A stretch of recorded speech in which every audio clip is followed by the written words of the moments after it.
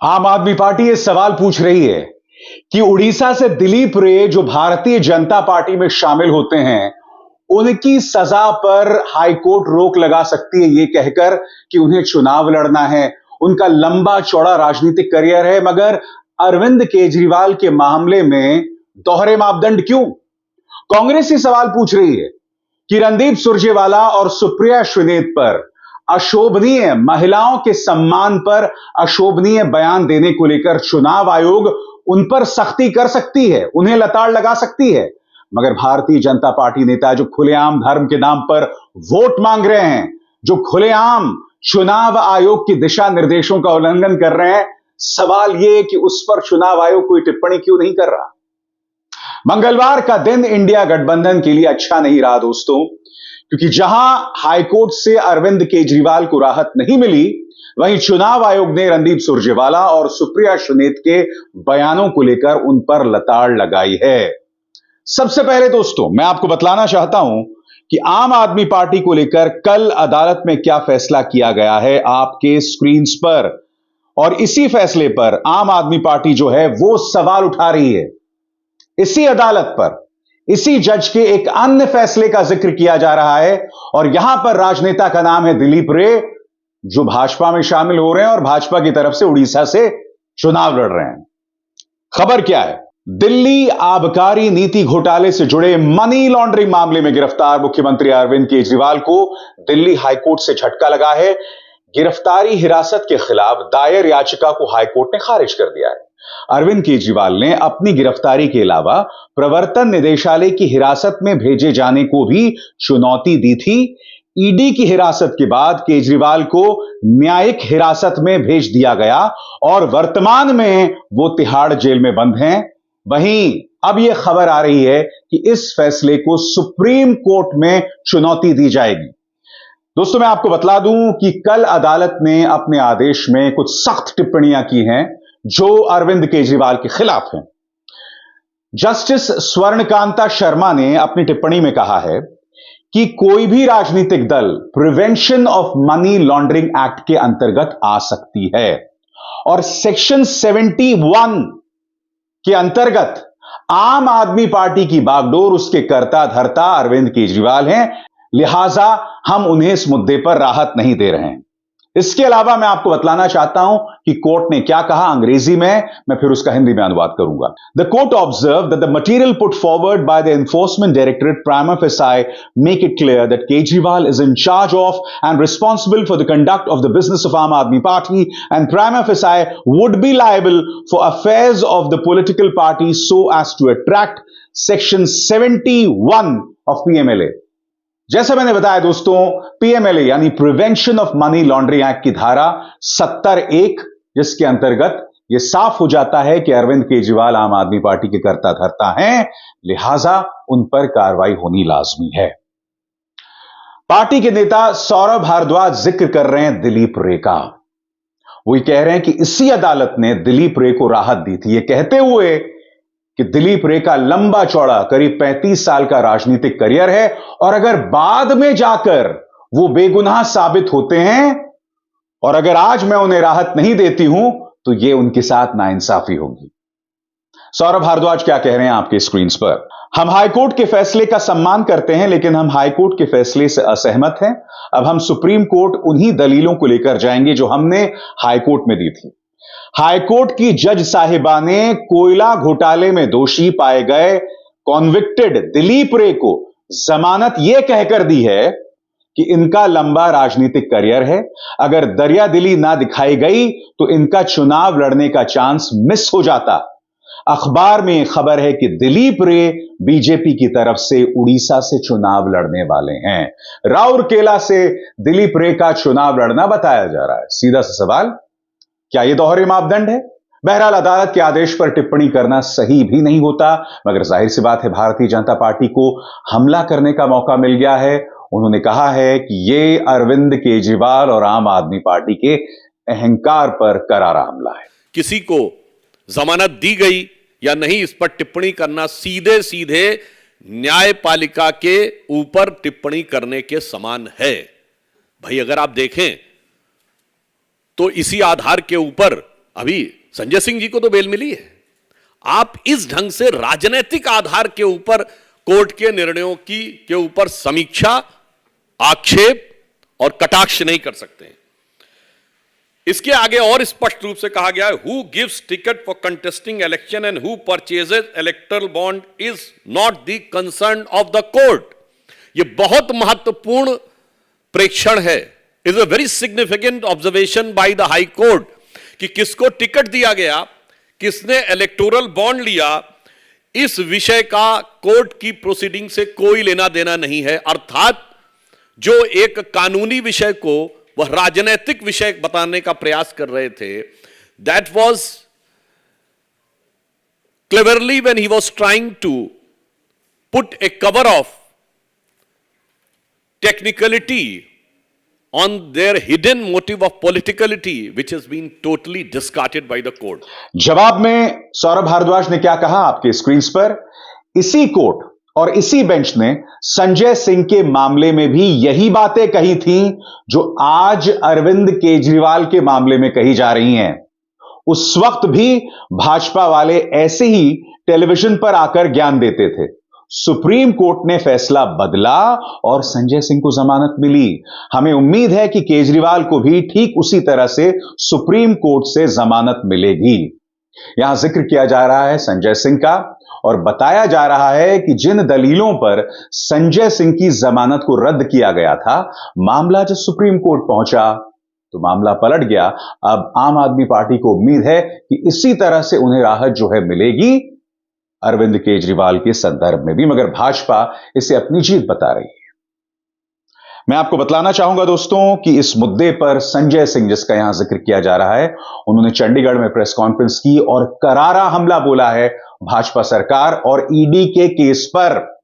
वो क्या कह रहे हैं आपकी स्क्रीन पर, यह पूरा मामला आजादी के बाद से लेकर अब तक का सबसे बड़ा राजनीतिक षड्यंत्र है। इस मामले का मकसद किसी घोटाले की जांच करना नहीं, बल्कि दिल्ली और पंजाब की प्रचंड बहुमत वाली सरकार को गिराना है। मनी लॉन्ड्रिंग की ट्रेल पर यहां पर संजय सिंह सवाल कर रहे हैं, क्या कह रहे हैं आइए सुनते हैं। अभी माननीय उच्च न्यायालय का फैसला अरविंद केजरीवाल जी के मामले में आया है, लेकिन जैसा पिछले कई दिनों से लगातार मैं कह रहा हूं, मैं फिर उस बात को दोहरा रहा हूं पूरी मजबूती के साथ और जिम्मेदारी के साथ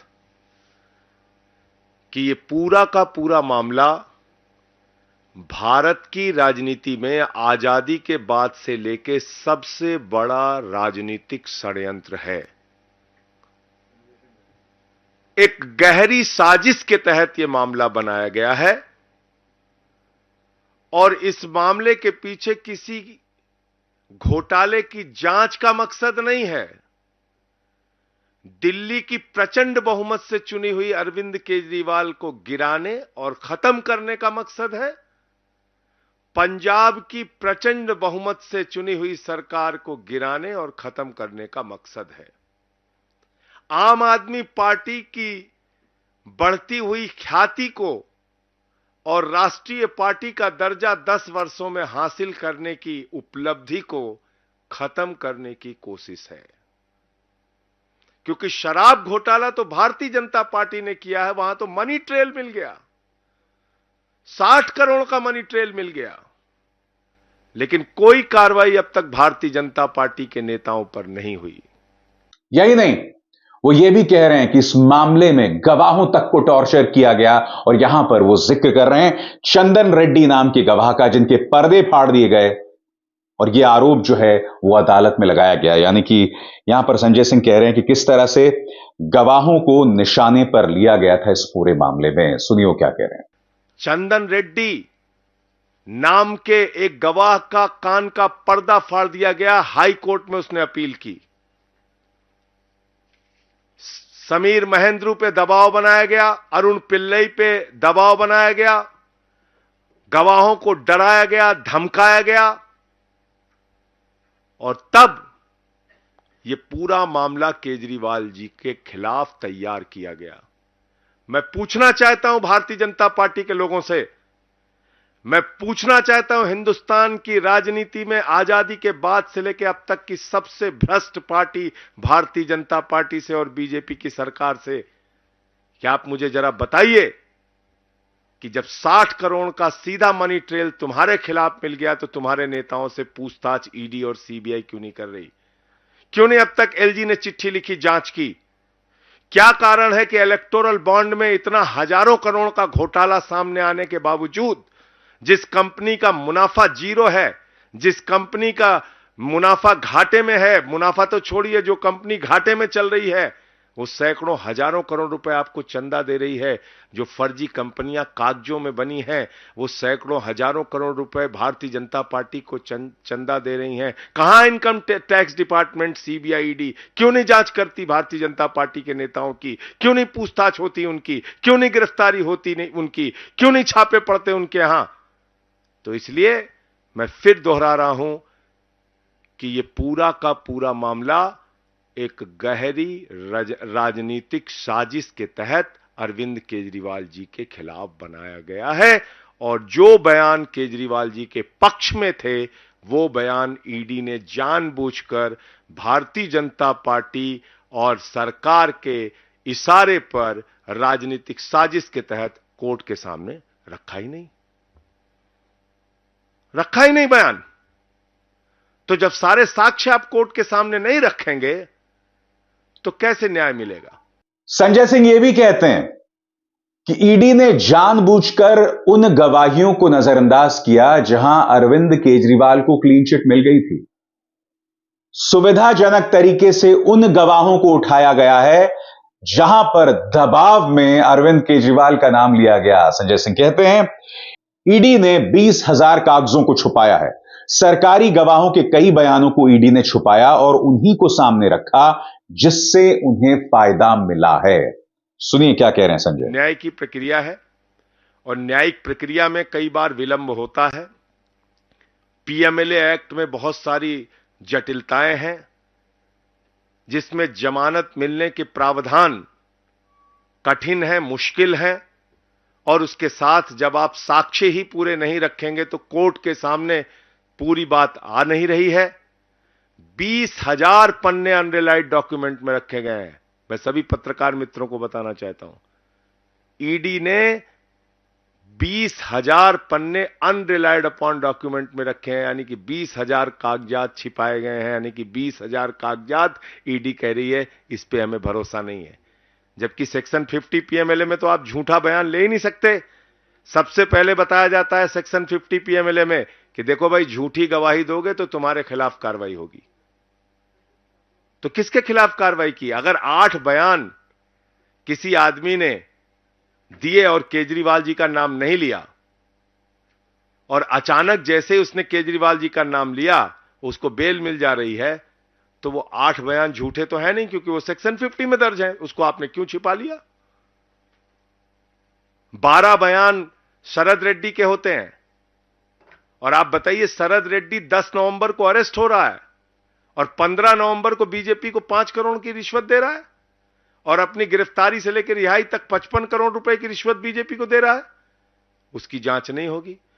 तो इसलिए हमें पूरी उम्मीद है कि माननीय सर्वोच्च न्यायालय के समक्ष जब सारे तथ्य, सारे सबूत, गवाहों के सारे बयान जो छिपाए गए हैं वो बयान भी, और उसकी सच्चाई जब माननीय सर्वोच्च न्यायालय के सामने आएगी तो अरविंद केजरीवाल जी को राहत मिलेगी। वो पूरी तरह से निर्दोष साबित होंगे और वो जल्द ही बाहर आएंगे। ये हमारा भरोसा है, यकीन है। गवाहों को मार पीट के बयान लिए गए हैं, ये ऑन रिकॉर्ड चीजें हैं। हाई कोर्ट तक में उन लोगों ने अपील की है, ये ऑन रिकॉर्ड चीजें हैं, ये कुछ छिपी नहीं है, और कोर्ट के फैसलों में कई बार ऐसा होता है। यही नहीं, संजय सिंह ये भी कह रहे हैं जो 400 पार की बात की जा रही है पूरी तरह से जुमला है, वरना मोदी जी इतना डरे हुए ना होते। संजय सिंह। और एक बात मैं आप लोगों से बहुत साफ कह देना चाहता हूं, 400 पार ये भी एक जुमला है। 400 पार एक झूठा जुमला है, इसके अलावा कुछ नहीं है। आप में से बहुत सारे पत्रकार बहुत दिन से पत्रकारिता में हैं, आप लोग बहुत वरिष्ठ पत्रकार हैं, इसमें बहुत सारे, आप जानते हैं कोई पार्टी अगर चुनाव जीत रही होती है तो ऐसे पागलों की तरह काम नहीं करती कि निर्वाचित मुख्यमंत्री को पकड़ो और जेल में डाल दो। ऐसे नहीं काम करती। इतनी राजनीतिक समझ तो हम लोगों को भी है कि घबराहट है मोदी जी को। और क्यों घबराहट है? क्योंकि महाराष्ट्र में सीट कम हो रही है, कर्नाटक में सीट कम हो रही है, बिहार में सीट कम हो रही है, हरियाणा में सीट कम हो रही है, पंजाब में सीट कम हो रही है, मध्य प्रदेश में सीट कम हो रही है, राजस्थान में सीट कम हो रही है, झारखंड में सीट कम हो रही है। आप देखिएगा इनकी सीटें कम होंगी। वहीं दूसरी तरफ दोस्तों, चुनाव आयोग से रणदीप सुरजेवाला और सुप्रिया श्रीनेत को झटका लगा है। मैं आपको बतलाना चाहूंगा कि सुप्रिया श्रीनेत के इंस्टाग्राम अकाउंट से कंगना रनावत के बारे में एक अशोभनीय टिप्पणी की गई थी, जिस पर सुप्रिया श्रीनेत ने कहा था कि उनका अकाउंट कोई और हैंडल कर रहा था। बहुत ही शर्मनाक टिप्पणी। और आपको याद होगा उस वक्त मैंने कहा था कि आपकी टीम में ऐसे लोग क्यों हैं जो इस तरह की सोच रखते हैं। आप में और अमित मालवीय के गुर्गों में फर्क होना चाहिए ना। यही नहीं, रणदीप सुरजेवाला ने भी हेमा मालिनी के बारे में एक आपत्तिजनक बयान दिया था, जिसमें उन्होंने यह कहा था कि भाई हेमा मालिनी को चाटेंगे क्या। जिस बयान पर चुनाव आयोग ने सख्त टिप्पणी की थी, वो बयान कौन सा था, आइए सुनते हैं। एमएलए एमपी क्यों बनाते हैं? ताकि वो हमारी आवाज उठा सके, हमारी बात मनवाए, इसीलिए बनाते होंगे। कोई हेमा मालिनी तो है नहीं जो चाटने के लिए बनाते हो। रणदीप सुरजेवाला एक अरसे से कह रहे हैं कि उनके बयान को तोड़ मरोड़ कर आधा अधूरा पेश किया गया है। उनका यह कहना है कि हम तो हेमा मालिनी जी की इज्जत करते हैं। पूरा बयान क्या है, आइए सुनते हैं। फिल्म स्टार तो है, हम तो हेमा मालिनी जी का भी बड़ा सम्मान करते हैं। क्यों, धर्मेंद्र जी के ब्याह रखी है बहू है हमारी। परंतु ये फिल्म स्टार तो हो सकता है कोई। हम लोग जो है, मुझे या गुप्ता जी को इसलिए आप बनाते हैं के साथ हम लोग जो हैं आपकी सेवा कर सकें। नायक सैनी जी को भी इसलिए बनाया, मनोहर लाल खट्टर जी को भी इसलिए बनाया, दूसरे साथियों को भी हमने इसलिए बनाया। बहरहाल इस मुद्दे पर चुनाव आयोग ने क्या कहा है, मैं आपको पढ़ के सुनाना चाहता हूं। चुनाव आयोग ने कांग्रेस को चेताया है कि चुनाव प्रचार के दौरान महिलाओं का अपमान नहीं कर सकते। बीजेपी नेता हेमा मालिनी पर कांग्रेस नेता रणदीप सुरजेवाला की टिप्पणी के बाद चुनाव आयोग ने यह हिदायत दी है। बीजेपी की मथुरा से सांसद हेमा मालिनी के बारे में कथित टिप्पणी के लिए कांग्रेस के रणदीप सुरजेवाला को चुनाव आयोग ने कारण बताओ नोटिस भी भेजा है। जिन 3 शब्दों का इस्तेमाल यहां चुनाव आयोग कर रहा है वो है अशोभनीय, अश्लील, असभ्य। यही नहीं, कंगना रनावत पर सुप्रिया श्रीनेत के बयान का भी यहां जिक्र किया गया है। चुनाव आयोग ने कंगना रनावत पर विवाद को लेकर सुप्रिया श्रीनेत पर अपनी सख्त टिप्पणी का हवाला देते हुए आयोग ने अपने नोट में कहा, गौर कीजिएगा, यह दुर्भाग्यपूर्ण है कि आयोग द्वारा अपने स्तर पर पार्टी के संज्ञान में लाने के बावजूद भारतीय राष्ट्रीय कांग्रेस के प्रचारक अभी भी इसमें शामिल हैं, ऐसे बयानों को लेकर जो महिलाओं के सम्मान और प्रतिष्ठा के खिलाफ हैं। चुनाव आयोग ने कांग्रेस प्रमुख मल्लिकार्जुन खड़गे से यह सुनिश्चित करने के लिए उठाए गए कदमों की सूची भी मांगी है कि चुनाव आयोग की सलाह का अनुपालन किया गया है। आपको याद होगा दोस्तों, कांग्रेस का पूरा दल जो है वो चुनाव आयोग से मिला था। सलमान खुर्शीद ने उस मुलाकात के बारे में कहा था कि प्रधानमंत्री अपने बयानों में बार बार यह कह रहे हैं कि कांग्रेस का घोषणा पत्र आजादी से पहले मुस्लिम लीग जैसा है, यानी हिंदू मुस्लिम की बात करना, राम के नाम पर वोट मांगना। और मैंने आपको इसी मंच पर बताया था किस तरह से पार्टी के 3 नेता, राज्यवर्धन राठौर, उसके बाद इस तस्वीर में आप देख सकते हैं राम जी की तस्वीर सामने करके अरुण गोविल वोट मांग रहे हैं, और राजेश मिश्रा उसी तरह से राम मंदिर के नाम पर वोट मांग रहे थे। वो 3 बयान मैंने आपको सुनाए थे, मगर चुनाव आयोग ने इस पर कोई टिप्पणी नहीं की है। सुनिए वो 3 बयान क्या थे। साफ तौर पर चुनाव आयोग के दिशा निर्देशों का उल्लंघन, मगर चुनाव आयोग कुंभकर्णी नींद सो रहा है। सुनते हैं। इसमें मुझे कैलाश नहीं, मुझे काशी नजर आता है। इसमें मुझे कैलाश नहीं, मुझे राम मंदिर नजर आता है। क्या आपको नजर आता है राम मंदिर बनते हुए? आपने इनको वोट दिया तभी राम मंदिर बना। एक एक वोट कीमती है, एक एक वोट कीमती है। अगर रिकॉर्ड जीत दर्ज हासिल नहीं हुई तो आपसे ये सवाल पूछा जाएगा कि क्यों ऐसा क्यों हुआ है। उस शहर में, जिस शहर में राम का चरित्र का अभिनय करने वाला व्यक्ति अपने घर वापस आया है, भगवान राम की मूर्ति से आंखें ठीक से मिला सके, आपने ईवीएम का बटन दबाया है, और वो बटन दबाया है जिसकी वजह से जो राम को लाए हैं हम उनको लाएंगे। मैंने साफ तौर पर कहा दोस्तों, हमारे राजनेता चुनावी कैंपेनिंग में अक्सर मर्यादाओं को भूल जाते हैं और यही काम सुप्रिया सुनेत और रणदीप सुरजेवाला ने किया था। आप कह सकते हैं कि भाई हेमा मालिनी को क्या टिकट इसलिए दिया गया है क्योंकि वो अभिनेत्री हैं, और मैं स्पष्ट कर दूं, हेमा जी का बतौर अभिनेत्री हम सब सम्मान करते हैं। वो हमारी सोच, हमारे बचपन की सोच का हिस्सा है जब हमने उन्हें शोले या उन तमाम खूबसूरत फिल्मों में देखा था। लिहाजा ऐसी कोई भी टिप्पणी अशोभनीय है। उसी तरह से मैंने कहा था, सुप्रिया सुनेत बेशक ये कह रही हैं कि उनका अकाउंट कोई और हैंडल कर रहा है, मगर अगर आपकी सोच में बीजेपी आईटी सेल के गुर्गों वाली सोच है तो क्षमा कीजिएगा, आप में और उनमें कोई फर्क नहीं रह जाता। लिहाजा इन पर अंकुश पाइए, इन पर काबू पाइए। मगर यह भी स्पष्ट हो जाता है दोस्तों इन दोनों मामलों से कि चुनाव आयोग के क्या दोहरे मापदंड हैं। उसी तरह से हाईकोर्ट ने जो फैसला अरविंद केजरीवाल के बारे में सुनाया है, उस मामले में भी कुछ सवाल आम आदमी पार्टी उठा रही है और उन सवालों पर भी गौर करने की जरूरत है। सवाल ये, और ये सवाल देश की जनता से है, कि दिलीप रे और अरविंद केजरीवाल में फर्क होना चाहिए। क्या इन दोनों में किसी तरह का फर्क किया जा सकता है? नहीं किया जा सकता है। तो क्या यह फर्क किया जा रहा है? इन सवालों को उठाने की जरूरत है। मैं पहले ही बार बार कहता रहता हूं, चुनाव बराबरी का नहीं।